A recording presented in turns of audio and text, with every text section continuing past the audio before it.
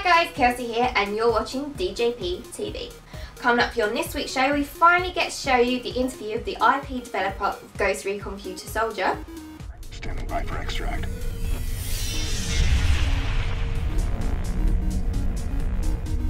We take a look at EA's upcoming RPG, Kingdom of Amalur: Reckoning. But first up, we visited the Rebellion Studios in Oxford to take a look at Sniper Elite V2.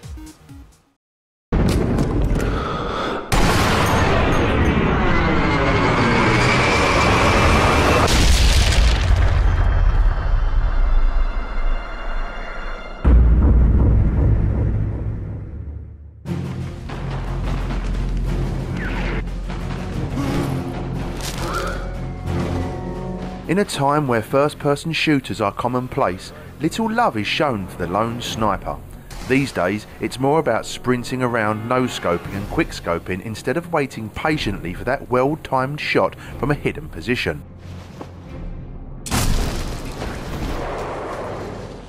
This is where Sniper Elite V2 comes in, placing you in the role of Carl Fairburn as he sneakily moves about Berlin in the last days of World War II, taking out priority targets from hidden vantage points.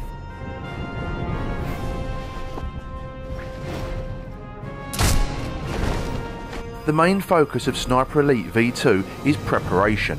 When you spot a group of enemies, you're encouraged to scout the area, watch the patrols and document their actions. Using Carl's binoculars allows you to tag Nazi soldiers, meaning you can track them easier and also gain valuable information on them, like distance, alert state, current weapon and other relevant details. Then it's time to find a vantage point that gives Carl the upper hand and can also defend easily.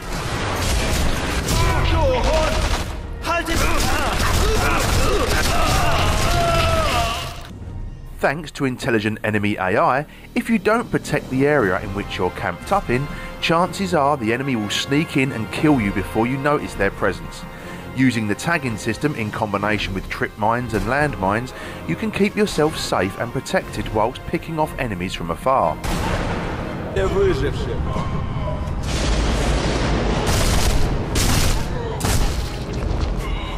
One of Sniper Elite V2's most exciting features is the kill cam. If you line up your shot well enough, you'll trigger a slow motion sequence that tracks the bullet from the barrel of Carl's rifle all the way into the enemy, complete with X-ray vision showing your enemy's bones shattering and organs being pulverised.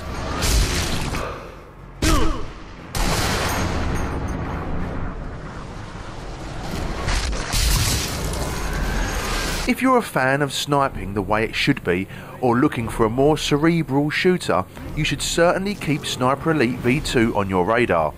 Check out dailyjoypad.co.uk where we have a full, in-depth preview for you to read.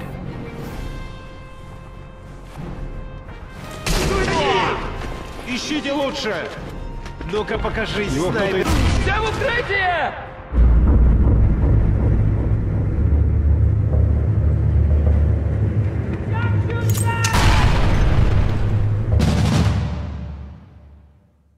There'll be more Sniper Elite V2 for you to check out next week on DJP TV as we bring you an interview of the guys from Rebellion. Now if you remember last week, the embargo meant we couldn't show a very special interview with the IP developer of Ghost Recon Future Soldier. But the embargo has been lifted now, so we finally bring you the interview that you've been waiting for.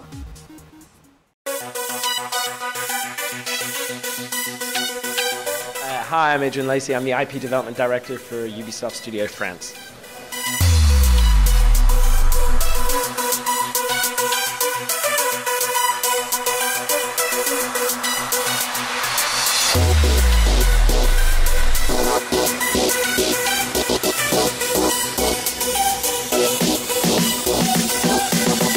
I think with Ghost Recon Future Soldier, what we've really tried to do is provide that classic recon moments for players, so that approach, that preparation.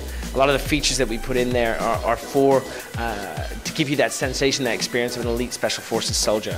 So it's about preparing your fight, you know, targeting your enemies, using your team around you, and then taking them down. That's what we call the tag 'em and bag 'em feature, or the targeting feature. We also have these moments that are a bit more intense. One of the big advantages of the OTS mode is that the over the shoulder allows you to see your ghost, really go into cover to cover, do the cover swap, and really feel the intensity of a firefight if bullets are flying across your head.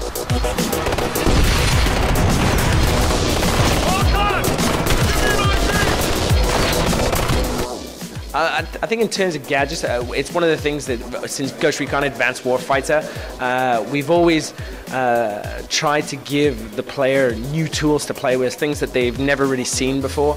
Obviously everything is based on research and almost reality, or near reality as we'll say it, such as the optical camo or the cross-com, which allows you to have this augmented reality when you're running through different maps and see where your enemies are. We also use that to highlight with a sensor grenade. So a sensor grenade allows you to see your enemies, identify your enemies, so even when in a well-populated area where you've got civilians running after you, you can be a smart shooter, so you can spot and identify your enemy targets and then take them down. They're on guard.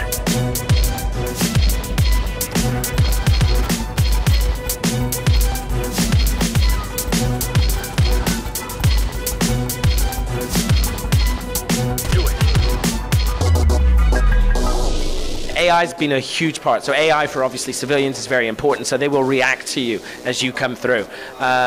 But particularly enemies, what's interesting is there can be as much of a tactical layer as you want or not.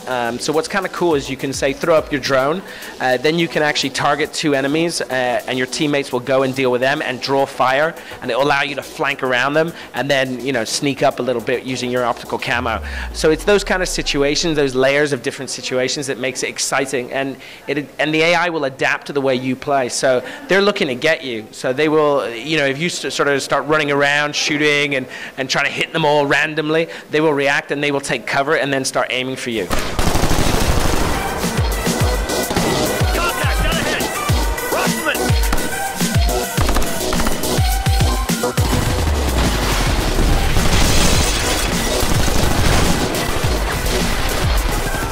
I think one of the things we did right from the beginning is we thought of the single player campaign, the 12 missions, in co-op first. Obviously you're a team of 4, and the idea is the way we've built the maps is to give that open-ended feeling, that open feeling to the player. So when you're playing 4-player co-op, you each have your part to play. This also works in terms of AI, that if you are 3 players and you have 1 AI, they will react and act with you accordingly. They won't just run around. There's not babysitting or really complex orders to give them or anything like that. They know what they're doing. They're the best of the best. And I think 4-player co-op, it's gonna be kind of funny to a lot of the playtests that we've seen so far. When you're playing a 4-player co-op, you'll always have one guy, normally me, who's just running around trying to do close quarter combat moves and hit them in the head and take them down from behind and stuff. The interesting thing with that is that naturally, after a while, you start to feel like you feel not obligated, but you feel that, hey, actually, I better be a bit smarter because they keep shooting at me. So it's an interesting way to deal with the co-op, but it's been built very differently. A lot of co-op games are sort of extra modes. Here, it's really been thought from that for the single player game from the very beginning. Well, Gunsmith is, I guess it's for shooter geeks to a certain extent at first. Obviously you have like 20 million variations to your weapon, you know, 52 different weapons to choose from. Now, when you're doing it, how it impacts is that obviously it's your line of sight, it's your distances, and what we do, so obviously if you have a scope and you've got quite a long distance map where you have to snipe or what have you, you have to adapt to that situation. A gun that has a little smaller range, it's not going to help you. And I think that's what Gunsmith allows you to do. It allows you to sort of pimp your gun out, customize your gun, and then try it out and make sure it fits with the mission that you're on. Watch it, they're moving! Shotgun, watch it! Level up!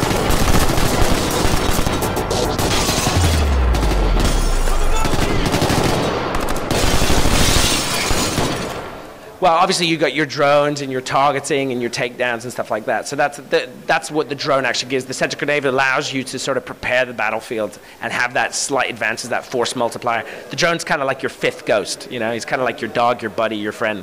I think the DARPA rounds and the sort of heat-seeking rounds, it adds a different layer to the gameplay, because it means you still got to concentrate on what you're doing, but the technology behind it's really interesting. It's not so much about the delivery system anymore, it's about the intelligent bullet. And we just wanted to put that in. We've seen a lot of stuff like that. It's in development. They've been talking about it a while, and Ghost Recon is always trying to push that sort of that level and give that to the player to have a little play with.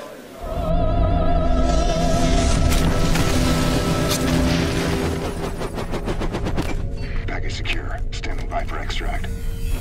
The game is out on May 24th, and it's on PS3 and Xbox 360.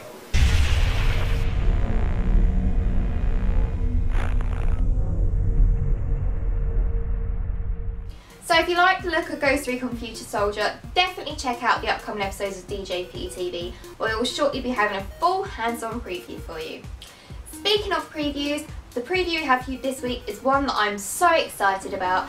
It's the upcoming RPG, Kingdom of Amalur Reckoning.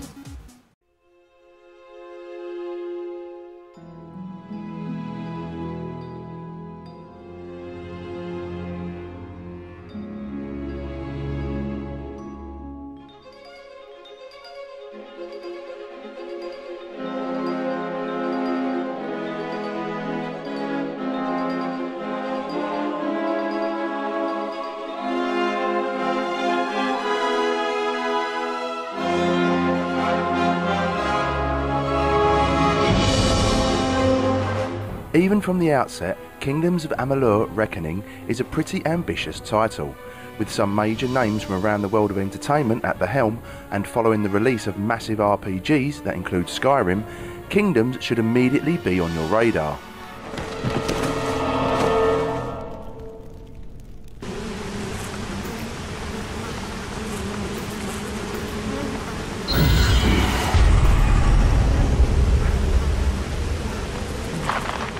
The game follows your custom-made character as they awaken from the dead after being killed in the Great War between the Tuatha and pretty much everyone else. Once you've seen out the opening sections that get you used to the basics of the game, you're unleashed into a sizable world with loads to do. It won't be the first time you'll hear this, but if you think Skyrim, albeit more storybook, you're on the right path.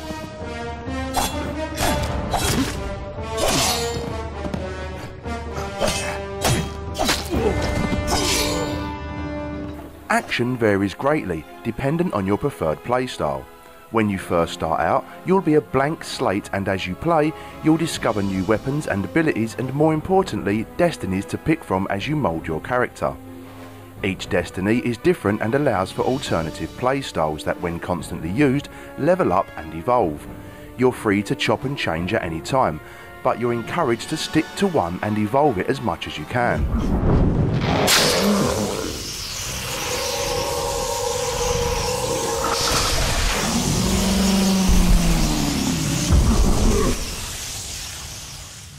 The design is easily one of the highlights. Whilst not a game that will blow your socks off visually, the intricate detail and care that has clearly gone into creating the world of Amalur is evident. You can't help but be wrapped up in its charm. Whether it contains the level of depth of some RPGs contain remains to be seen, but from our hands-on experience, it's looking very promising.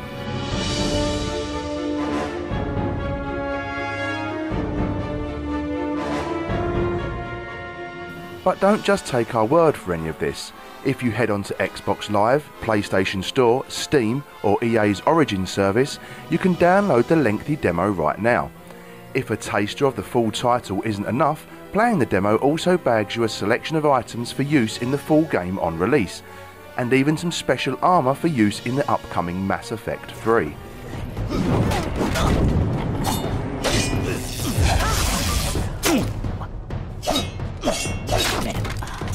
Kingdoms of Amalur is looking very promising indeed, with its unique style really standing out in an increasingly generic gaming world.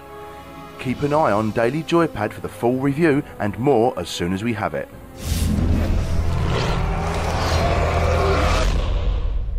So that's the end of this week's show. But check out next week's DJP TV. We'll be having a full hands-on preview of Ghost Recon Future Soldier, as well as the interview with the guys from Rebellion about Sniper Elite V2. As usual, check out dailyjoypad.co.uk for the latest news, reviews and previews. Thank you for watching and have a lovely week.